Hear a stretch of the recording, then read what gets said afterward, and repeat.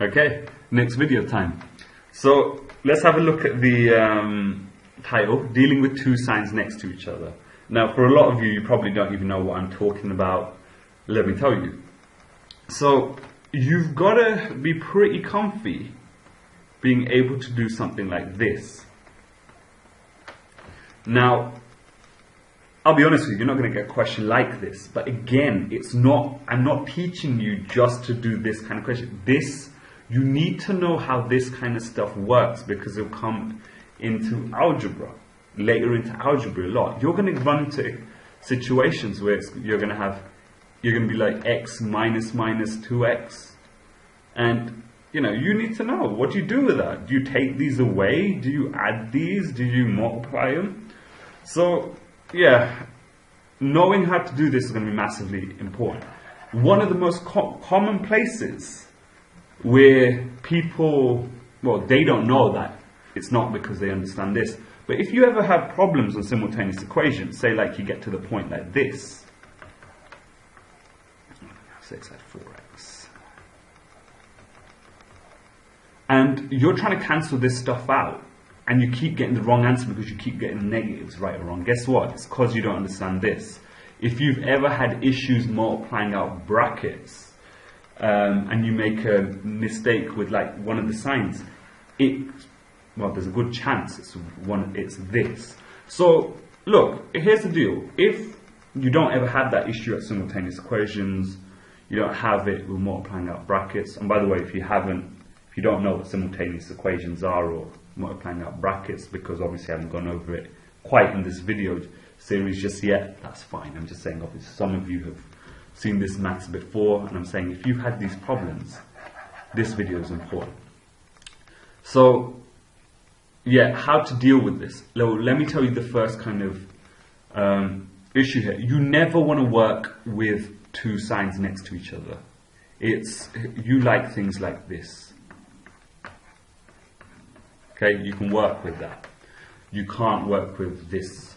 This should be a reasonably quick video. Let's look at this table again. So you know the one, you'd probably know this. So like two positives make a positive, a negative and a positive make a negative. It doesn't matter what order they're in either. And two negatives make a positive. Now most people understand that this table it's useful when you're multiplying two numbers. So say if you're trying to do 2 times minus 3, you've got a positive 2 and you've got a minus 3. So positive and minus, my answer is going to be minus. Yeah, or similarly, if you've got minus 5 times minus 2, 2 minuses make a positive. So this is a positive 10. But here's the deal. So also, and for dividing as well. So obviously minus 30 divided by plus 10, whether they give you that plus or not, is going to be minus 3. There's a second place. So that multiplying and dividing is the first place this comes up. The second place is when two signs are next to each other. So let me just make that. So this, two uses. One is multiplying or dividing numbers. Number 2 is two signs next to each other. Lazy, right? Alright, and this is all you have to do. If you ever kind of deal with this, you are literally going to replace the signs first. So let's have a look at this. We don't like that this here, that we don't like that, that's there. So what this table allows you to do is literally replace them.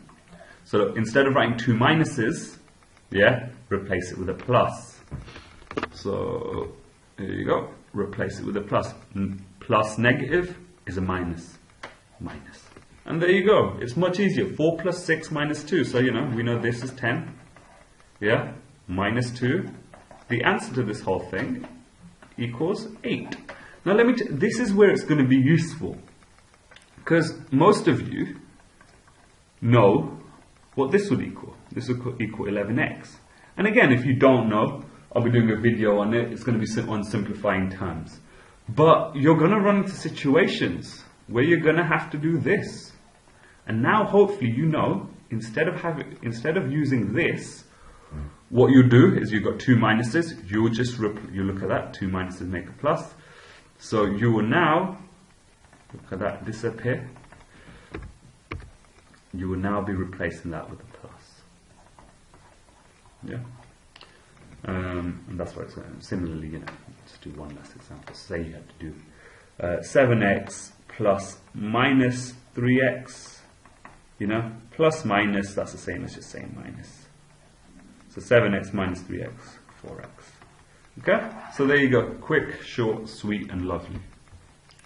Yeah, and let's move on to the next video.